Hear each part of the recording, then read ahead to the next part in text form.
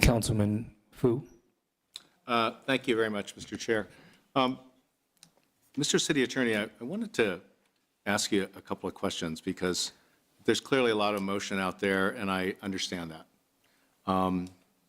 But I think it's very important to re-stress a couple of points which I believe we tried to make tonight, but I'm not sure how clear they were for the people in the room or for the people watching.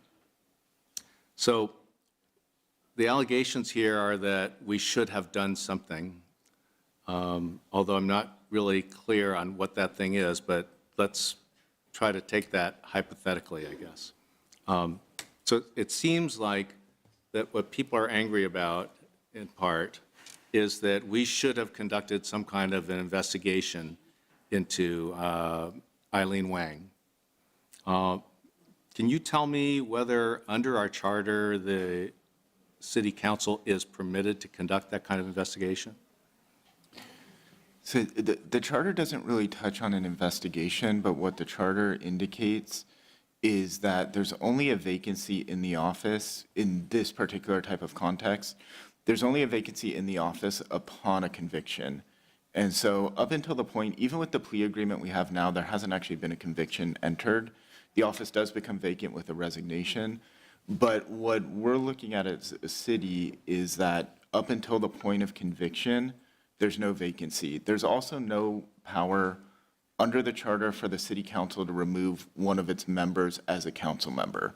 So the city council is not in a position where even if there are charges out there, allegations out there, even with the admission of those allegations as part of the plea agreement, the council is not in a position where it could take any action to remove until there's a conviction.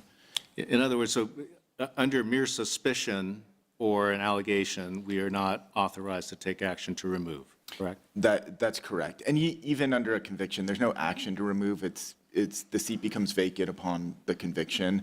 There's never an instance where the city council is taking action to remove someone from their seat that they were. See, so as a matter of law, upon a conviction, that person is deemed to be removed. That's correct. They're trying to play legal games. Yes. Sir, So you're causing. Asked for a You're discussion, not a legal investigation. You're Sir. Hold on. Stop playing legal games with Sir. us. This is your one warning. If there's another outburst like. Okay. Thank you. So let's entertain this young man's point for a moment, Mr. City Attorney. This body operates under law, correct? Yes. So we can't do things which are illegal, right?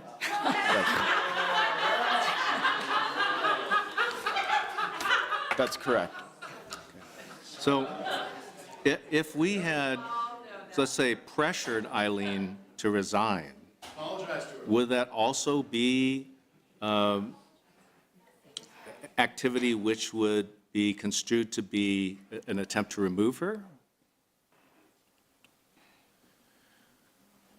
So not necessarily. I don't. There would either be, as council members, you can say what you want to say, but ultimately, you have to, as a city council, you have to act as a body and take a vote. There has to be a majority vote. And so there's nothing that you could take a vote on in order to remove someone, to have them resign, anything like that. I see, okay. So if someone had come to any of us and asked us to conduct an investigation into a resident of the city, would we have the power to do that? No, you would not.